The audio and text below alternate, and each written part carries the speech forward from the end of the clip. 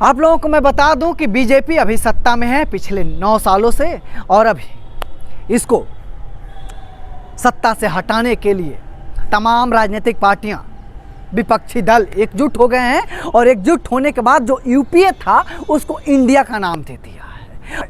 India का नाम देने के बाद जो सत्ता पक्ष है यानी बीजेपी है, वो कह रही है कि ये इंडिया नाम बदलने से कुछ नहीं होता, संस्कार और नियत और ईमान वही रहेगा। भ्रष्टाचार, लुटखोर, घूसखोरी या तमाम ऐसे चीज़ों का नाम दे रही है। और नाम देने वाले बीजेपी के एक नेता हैं जिनका नाम है संबित पात्रा जी। ये वो इंसान है कि बात कुछ और पूछिएगा इंटरव्यू में और घुमा के कहीं और लेके चले जाते हैं। इनसे पूछा जाता है कि अगर आप इनसे पूछा जाएगा कि आपके पिताजी का नाम क्या है, तो ये वो बताने की कोशिश नहीं करते हैं।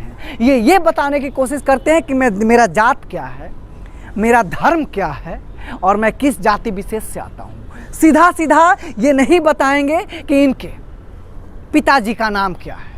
अगर इनसे पूछा जाता है कि रोजगार कहाँ है, तो ये कहते हैं कि कांग्रेस ने क्या किया था। अगर कांग्रेस का ही करना धरा देखना होता तो आज आपको 9 साल से सत्ता में नहीं रखते श्रीमान कुछ अपशब्द जी। लेकिन विक्षिप्त मानसिकता की राजनीति करने के लिए अभी बीजेपी वचनबद्ध है।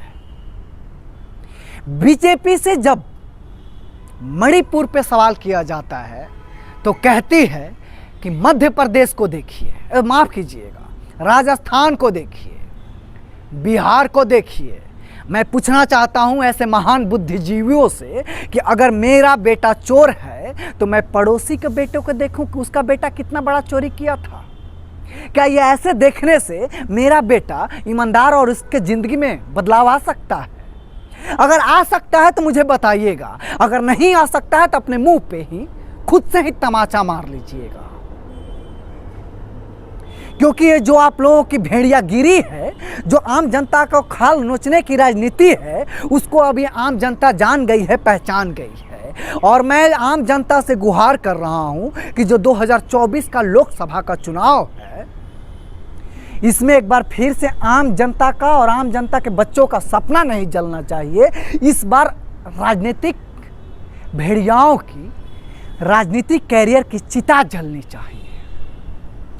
ऐसा दिन फिर से नहीं आना चाहिए कि जब रोजगार मांगने के लिए कोई छात्र जाए तो उस पर लाठीचार्ज किया जाए, उसको देशद्रोही का नाम दिया जाए, अपने हक के लिए और शिक्षा के लिए हमेशा आंदोलन का सहारा लेना पड़े। ऐसी सरकार और ऐसी सत्ता को, ऐसी सरकार की और ऐसी सत्ता की चिता जलानी है हमें। और चिता जलाने के लिए आग का रूप इस बार हमारा वोट होगा। क्योंकि जब हम अपने घर की संपत्ति में आग लगाते हैं तो जो ऑलरेडी हमारे घर में है उससे भी हम हाथ धो बैठते हैं। तो हमें अपने संपत्ति में आग नहीं लगानी है, हमें लगानी है इन राजनीतिक कैरियर, इन राजनीतिक भेड़ियाओं की कैरियर में। जो सामाजिक सुधार के नाम पे जो पार्टियां खुल गई हैं, इनकी कैरियर में हमें अपने घर की, अपने देश की, अपने समाज की संपत्ति में आग नहीं लगानी है। हमें लगानी है तीन राजनीतिक भेड़ियाओं की, जो कि हमें जाति और धर्म के नाम पे हमें बांट देते हैं और किसानों के नाम पे राजनीति करते हैं। और किसानों के खेत में इतनी मोटी दरार फट जाती है और ये दरार किसान के कलेजे में फटी है, ये खेतों में नहीं है। आप लोगों को दिख रहा होगा कि इस खेत में फसल उड़ चुका है। वैसे ही इंसान, जो आम जनता है, बस जिंदा है, उसके अंदर की इच्छा शक्ति और रोजगार जिंदगी से ख़त्म हो चुका है। जैसे बस ये खेत है, खेत से फसल ख़त्म हो चुकी है, वैसे ही देश की आम जनता एक मुर्दा बनके देश में और इस पृथ्वी पर है।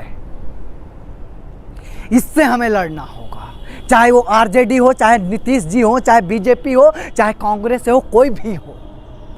जो इस दुख और दर्द को ख़त्म करेगा, हम उसी के साथ हैं। चाहे वो इंडिया हो, चाहे भारत हो, चाहे हिंदुस्तान हो, चाहे आर्यवर्त हो, चाहे जम्बूद्वीप पे हो। किस घटिया दौर से हम गुजर रहे हैं कि इंडिया और भारत में फ़र्क दिखाया जा रहा है। मैं तो कहता हूं कि मैं हिंदुस्तान में हूं, इसका मतलब कि मैं महफूज हूं। आग तो हिंदुस्तान, आग तो इंडिया और भारत में लगा हुआ है। असम के मुख्यमंत्री हैं, उन्होंने अपने ट्विटर हैंडल पे भारत लिख दिया है। मैं ऐसे विक्षिप्त मानसिकता के राजनीति करने वाले लोगों से पूछना चाहता हूं कि देश के यशस्वी प्रधानमंत्री ने अपने बायो में लिखा हुआ है ट्विटर पे, आप लोगों को दिख रहा हो कि वो इंडिया के प्रधानमंत्री हैं, तो क्या असम भारत में नहीं आता है, या असम इंडिया में नहीं आता है, या असम हिंदुस्तान में नहीं आता है? संबित पात्रा जी कह रहे थे कि नाम बदलने से कुछ नहीं होता, तो योगी नाम रखने से भी कोई योगी नहीं होता। ये बात कहने से कहीं मुझे ये मत समझ लीजिएगा कि मैं बीजेपी का विरोधी हूं। मैं घटिया राजनीति करने का विरोधी हूं। मैं विरोधी हूं तो जो इस किसानों की इस स्थिति में पहुंचने के बाद सरकार की तरफ से कोई कदम नहीं उठाया जा रहा है, उसका मैं विरोधी हूं।